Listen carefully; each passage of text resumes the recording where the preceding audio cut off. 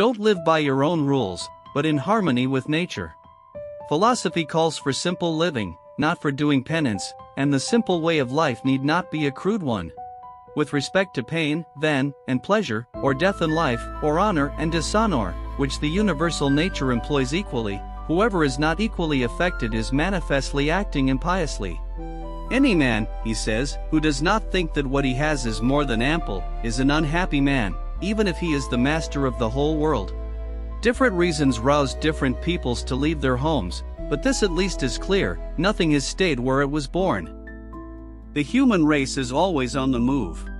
If anyone can refute me, show me I'm making a mistake or looking at things from the wrong perspective, I'll gladly change.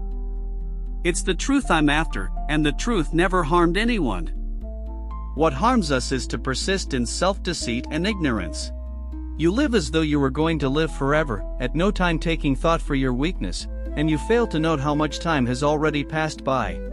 No one is the object of another man's contempt, unless he is first the object of his own. Weigh carefully your hopes as well as your fears, and whenever all the elements are in doubt, decide in your own favor, believe what you prefer. When Zeno received news of a shipwreck and heard that all his luggage had been sunk, he said, "Fortune bids me to be a less encumbered philosopher." Some men have shrunk so far into dark corners that objects in bright daylight seem quite blurred to them. A. Ambition means tying your well-being to what other people say or do. Self-indulgence means tying it to the things that happen to you. Sanity means tying it to your own actions. That deed and word should be in accord, that a man should be equal to himself under all conditions, and always the same. If anyone tells you that such a person speaks ill of you, don't make excuses about what is said of you, but answer, "He does not know my other faults, else he would not have mentioned only these."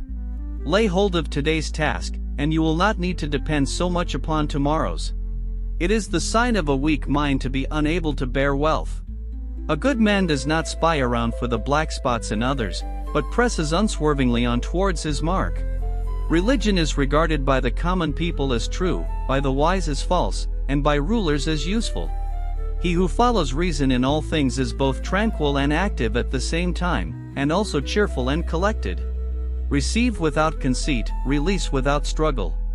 I think the pinnacle of misfortune is to be forced by chance to want things one should loathe. For the sole thing of which any man can be deprived is the present, since this is all he owns, and nobody can lose what is not his. Remember that very little is needed to make a happy life.